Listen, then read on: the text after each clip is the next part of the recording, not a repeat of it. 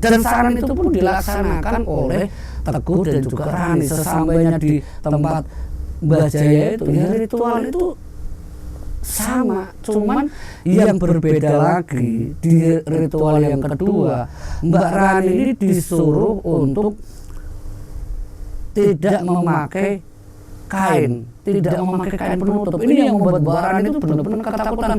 Mbah, ini saya mau diapain, Mbah? Ini saya mau diapakan, Mbah? Kamu pengen punya anak apa enggak? Kalau kamu pengen hamil, ya ikuti. Kalau kamu tidak mau hamil, ya silahkan. Tidak mau, ya tidak apa-apa. Itu Mbah Jaya bilangnya seperti itu.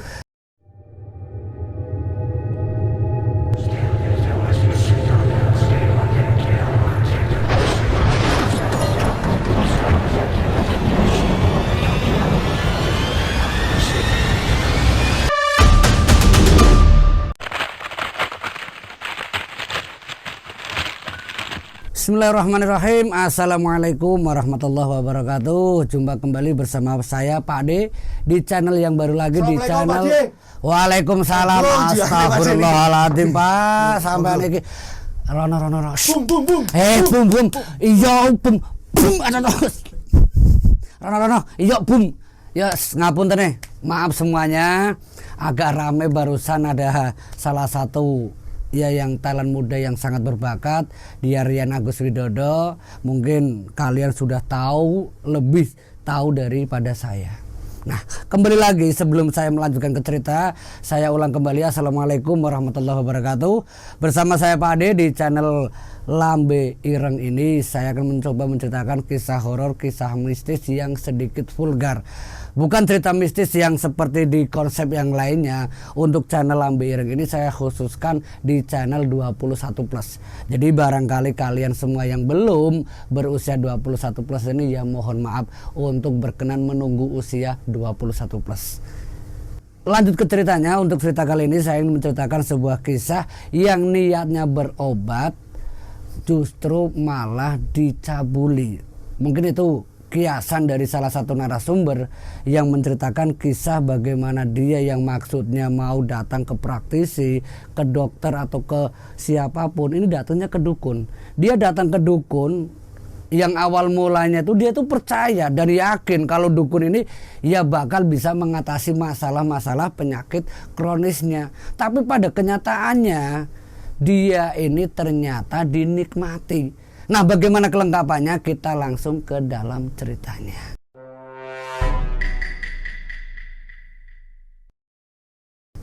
Sekedap tak mau ngopi dulu. Oke. Mas Rian, monggo. Oke. Aman Mas, aman sip. Sebut saja namanya Bu Rani. Bu Rani ini seorang ibu rumah tangga dan dia itu selalu ikut kemanapun suaminya itu bekerja. Karena suaminya, sebut saja namanya di sini Pak Teguh.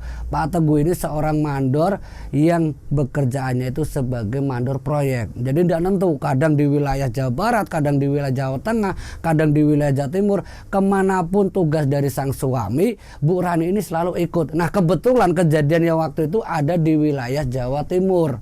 Bu Rani ini sering bolak-baliknya, dia setiap pekerjaan suaminya itu selesai mungkin sekitar setengah tahun, Bu Rani harus ikut suaminya kemanapun. Dan kebetulan Bu Rani sama Pak Teguh ini sudah nikah itu sudah sekitar 5 tahun tapi belum dikaruniai anak. Dari penjelasan medis, dari usaha Bu Rani ini, dia sudah datang dan bolak-balik yang namanya ke bidan ataupun ke dokter-dokter spesialis kandungan. Dari penjelasan dokter ataupun sebagainya itu katanya di dalam rahimnya atau kandungannya itu ada yang rusak. Tapi tidak membuat surut si Rani ini untuk dia itu kepingin punya momongan secara ya naluri lah. Dia kepingin, benar-benar kepingin punya anak. Dia tidak pantang menyerah. Dia usaha berobat dari yang namanya medis sampai yang namanya terapi. Semuanya itu dilakukan. Dan itu didukung oleh suaminya yang namanya Pak Teguh. Nah, satu waktu dia ada di wilayah Jawa dan satu waktu dia datang di wilayah Jawa Timur, kebetulan pekerjaannya ada di situ. Dia dikenalkan dengan salah satu praktisi. Dia itu seorang dukun yang katanya bisa membuat istrinya itu hamil. Nah, ini menjadi kabar yang gembira buat Pak Teguh karena salah satu teman kerjanya yang dari Jawa Timur itu memberi informasi ada orang pintar. Dia itu pokoknya kamu kesana aja lah. Kamu datang ke Mbah Jaya. Dia tuh orang hebat. Pokoknya urusan gaib apalagi urusan istri kamu. Dia kan nggak ngandung kan. Urusan itu sudah ada yang berhasil. Pokoknya kamu datang aja. Itu salah satu informasi dari beberapa pekerja yang ikut dengan Pak Teguh. Dan Pak Teguh setelah mendapatkan informasi tersebut itu disampaikan ke istrinya kabar gembira kalau ada orang sakti, orang pinter yang bisa menyembuhkan penyakit kandungannya. Dan dia pun bisa yang namanya membuat kandungan kamu itu kembali normal. Rani senang dengar kabar tersebut. Di mana Mas? Di mana? Katanya di si wilayah sana. Daerahnya daerah perbukitan. Kapan kita ke sana? Kata Rani, ya secepatnya tapi nunggu pekerjaan Mas itu selesai. Nah di hari Sabtu Minggu itu pekerjaan agak longgar. Pak Teguh ini mengantarkan Rani itu ke daerah perbukitan tempat tinggal di mana Mbah Joyo itu ada. Sesampainya di rumah Mbah Joyo, semua keluh kesahnya disampaikan. Mas Teguh ya cerita, Mbak Rani juga cerita. Ini loh Mbah, saya itu kepingin yang namanya punya anak. Saya sudah nikah sama suami saya itu 5 tahun. Tapi belum juga dikaruniai anak. Saya minta bantuannya sama si Mbah. Ya bagaimana caranya agar kandungan saya itu bisa normal. Seperti ya wanita-wanita yang lain bisa punya anak, bisa punya momongan. Dan si Mbah Jaya ini pun menjelaskan, saya usahakan agar Mbak Rani ataupun Mas Teguh itu harapannya bisa terwujud. Bantu doanya juga ya. Itu kata Mbah Joyo. Nah singkat cerita penjelasan semua dari mahar dan sebagainya semua sudah dijelaskan.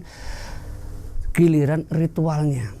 Tapi saat istrinya diajak ritual oleh Mbah Jaya ke dalam kamar, Pak Teguh ini rasa was-was ataupun kurang percaya itu muncul karena Pak Teguh tidak diizinkan untuk masuk ritual, tidak diizinkan untuk mendampingi istrinya yang sedang di ritual karena sedang diobati. Dan saat Mas Teguh ini menunggu di ruang tamu sementara istrinya masuk ke kamar, itu terdengar suara-suara rintihan seperti suara kesakitan. Nah Teguh ini khawatir, dia bingung ada apa dengan istriku. Tapi dengar dari Mbah Jaya, ndak apa-apa Pak Teguh, istrinya Anda itu tenang, ini lagi proses, sampean jangan khawatir. Karena mungkin Mbah Jaya itu sudah tahu kalau Teguh itu khawatir. Nah Mbak Rani yang ada di dalam ruangan itu, dia merasakan kalau dia itu dikasih minum air putih. Setelah dia minum itu seperti tidak sadar. Dia tidak sadar, tapi Mbak Rani itu merasakan kalau tangannya Mbah Dukun itu seperti menggerayangi tubuhnya. Itu yang dirasakan Mbak Rani saat dia itu antara sadar dan tidak. Itu setelah minum air. Dan yang paling terasa itu saat tangannya Mbah Dukun itu ke bagian perut dan ke bawahnya. Itu sangat terasa sekali. Tapi untuk menjerit itu tidak bisa Mbak Rani. Dia mencoba untuk ya cuma bisa merintih. Dan suara rintihannya itu ya didengar oleh suaminya Teguh.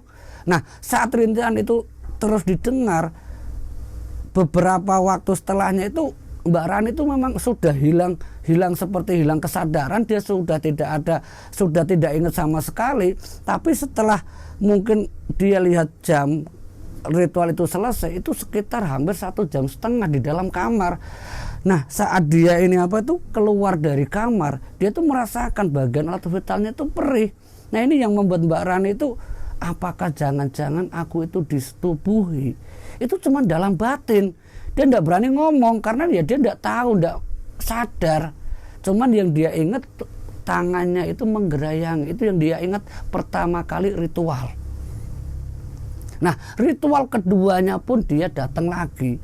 Karena dari si Mbah Jaya itu bilang ke Mbak Rani ataupun Mas Teguh, untuk kandungan kamu biar bisa pulih normal, ritualnya jangan sekali, paling tidak itu minimal sampai 5 kali. Itu yang harus kamu lakukan.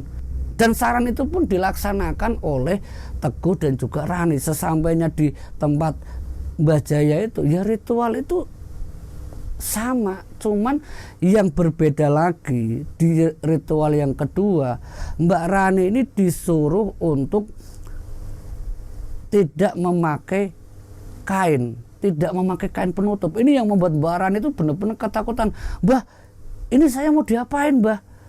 Ini saya mau diapakan, Mbah? Kamu pingin punya anak apa enggak?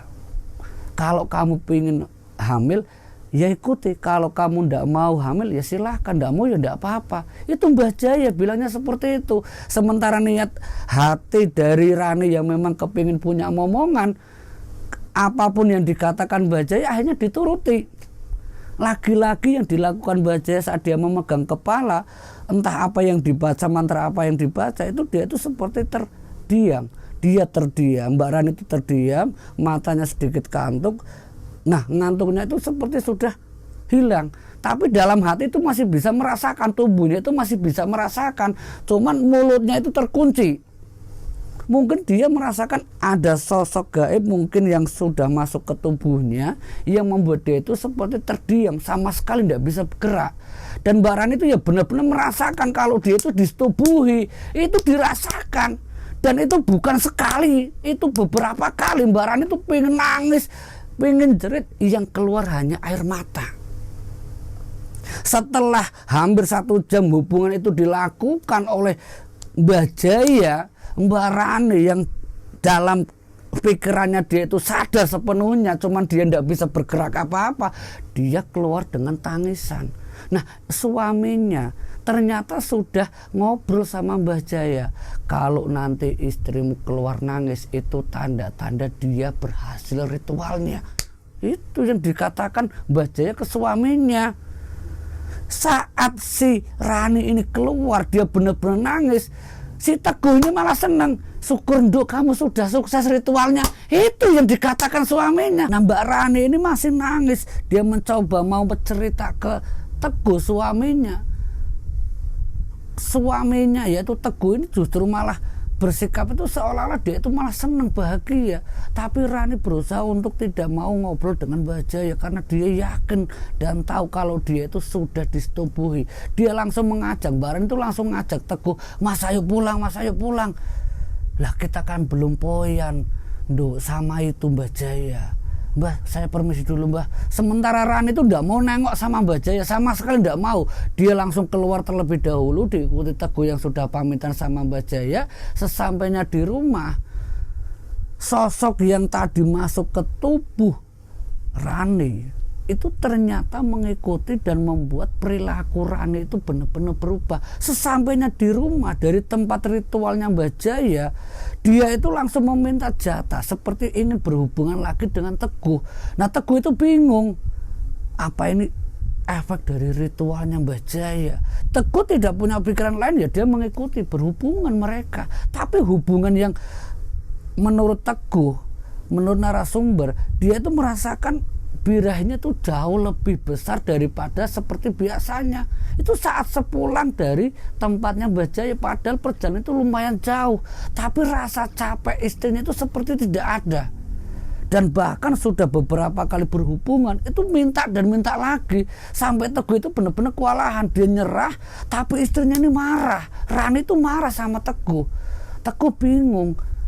Teguh mencoba memberikan penjelasan, kamu ini kenapa? Ya kamu pengen ngandung, kamu pengen punya anak, saya paham. Tapi ya jangan kayak gini, kamu ini aneh. Rani yang ngomong biasa, lah saya kan pengen punya anak Mas, saya pengen punya momongan. Ayo Mas, ayo lagi Mas, ayo kita lakukan lagi Mas. Duh, apa kamu udah tahu capek? Udahlah, kamu istirahat. Teguh mandi, ninggalin istrinya. Dia datang ke tempat kerjaan karena memang sudah 2 hari ditinggalkan untuk ritual. Dia datang menemui para pekerja yang lain. Teguh ini cerita, Teguh itu cerita dari tempat ritualnya gimana. Soalnya Teguh ini cerita sama orang yang ngasih informasi tempatnya Mbah Jaya. Dia cerita kalau istrinya itu sudah ritual yang kedua, dia sudah mulai merasakan kayaknya berhasil. Jadi temennya ini merasa itu, ya dia itu ikut andil kalau Rani itu bakal sukses. Tapi setelah beberapa hari dari ritualnya Mbah Jaya, perlakuan atau kelakuannya dari Rani itu sama sekali tidak berubah. Ini yang membuat Teguh itu benar-benar merasa ada yang janggal. Kenapa setiap hari istriku selalu minta berhubungan? Dan bukan waktu seperti pada umumnya malam hari, sepulang kerja badan masih keringetan dia minta, dan tidak peduli. Dan itu terus menerus selama hampir 1 bulan sampai menjelang ritual ketiga. Ada sesuatu yang membuat Teguh itu punya firasat aneh. Ada yang tidak benar dengan istriku, karena istrinya Teguh setiap malam setelah berhubungan dia itu kayak menari-nari. Dia tuh seperti kayak kerasukan. Dia merasa senang setelah berhubungan itu kayaknya puas. Tapi baru beberapa menit dia udah minta lagi. Dan itu terus menerus sampai Teguh itu benar-benar nyerah. Itu selama hampir 1 bulan. Kejanggalan itu pun akhirnya dia berusaha untuk mencari tahu apa yang menyebabkan istrinya itu perilakunya berubah. Tanpa sepengetahuan siapapun termasuk Rani atau teman kerjanya, Teguh datang ke salah satu orang yang diyakin dia itu paham tentang hal-hal gaib, yang kebetulan dia juga merupakan sesepuh yang pernah membuka proyek yang dibangun oleh bosnya Teguh, karena dia juga sebagai mandor. Dia datang, dia cerita, dan dari penjelasan sesepuh itu ada yang masuk ke dalam tubuhnya Rani. Maksudnya, Mbah, istri saya kesurupan. Bukan hanya kesurupan, tapi tubuh istrimu itu dijadikan tempat atau wadah. Nak Teguh, kok bisa istrimu sampai kerasukan kayak gitu? Itu kamu dari mana? Apa kamu habis jalan-jalan lewati jembatan angker itu atau kemana? Teguh mau cerita ke sesepuh itu bingung. Mau ngungkapin ke tempat Mbah Jaya takutnya salah, tapi hanya dia mencoba berani. Terlihat linglung dari wajah si Teguh. Sesepuh itu bilang, sebenarnya ada apa? Sebenarnya ada apa sama kamu, Nak Teguh? Bilang sama Mbah. Teguh bilang, kemarin Mbah, sudah beberapa bulan ini saya terus terang datang ke tempatnya Mbah Jaya. Mbah Jaya, karena sesepuh itu mungkin sedikit tahu Mbah Jaya siapa ya, apa yang di wilayah sana, di lereng bukit. Si Mbah kenal. Nak Teguh, kamu ke sana. Kamu sudah ke sana sama istri kamu. Jadi emosinya si Mbah itu langsung muncul ketika mendengar nama Mbah Jaya. Kamu ke sana, Nak Teguh, sama istri kamu. Iya Mbah. Emang kenapa Mbah? Teguh, sadar kamu. Istri kamu itu cuma dimanfaatkan. Memang dia orang sakti, tapi kesaktiannya dia gunakan untuk mencabuli orang. Sudah banyak korban yang melaporkan tentang Mbah Jaya, tapi karena tidak ada bukti, Mbah Jaya sampai sekarang masih ada di sana dan masih mempraktekkan. Kamu ke sana Teguh, dan istri kamu dibawa ke sana. Terus istri kamu sekarang kelakuannya aneh. Saya pastikan istri kamu setiap malam minta jatah. Iya Mbak Simba kok tahu? Nah itu, dia itu punya jin yang memang digunakan untuk membuat orang itu terpengaruh, dan dia pasti menginginkan hubungan lebih. Dari penjelasan sesepuh itu, Teguh berharap sesepuh itu mau membantunya. Mbah tolong Mbah, istri saya itu gimana Mbah? Saya ndak bisa Teguh, saya ndak bisa, tapi saya punya kenalan. Dia seorang ulama, dia seorang kiai, dan saya paham dia itu juga ahli hal gaib. Gimana kalau saya sampaikan masalah kamu ke dia? Kalau kamu ndak keberatan, ya saya ke sana Nak Teguh. Teguh bingung karena ini aib dirinya, aib istrinya. Mau ndak mau Teguh akhirnya mengiyakan keinginan dari sesepuh. Iya Mbah, nanti bareng sama saya aja ya Mbah, biar saya ngomong, jangan sih Mbah. Singkat cerita, Teguh sama sesepuh itu datang ke Pak Kiai, dan Pak Kiai ini akhirnya datang ke kontrakan tempat di mana Rani itu sedang tinggal. Sesampainya di rumah itu Rani itu sedang seperti kerasukan ronggeng. Dia tuh nari-nari sendiri yang membuat Pak Kiai dan sesepuh itu benar-benar kaget, yang tidak layak untuk dilihat. istrinya itu tidak pakai busana. Itu Rani. Sampai Pak Kiai dan sesepuh itu sampai nengok badan, Mas Teguh masuk dulu, suruh istrimu pakai baju. Saat disuruh pakai baju ini, istrinya itu malah memeluk Teguh seakan-akan itu meminta jatah.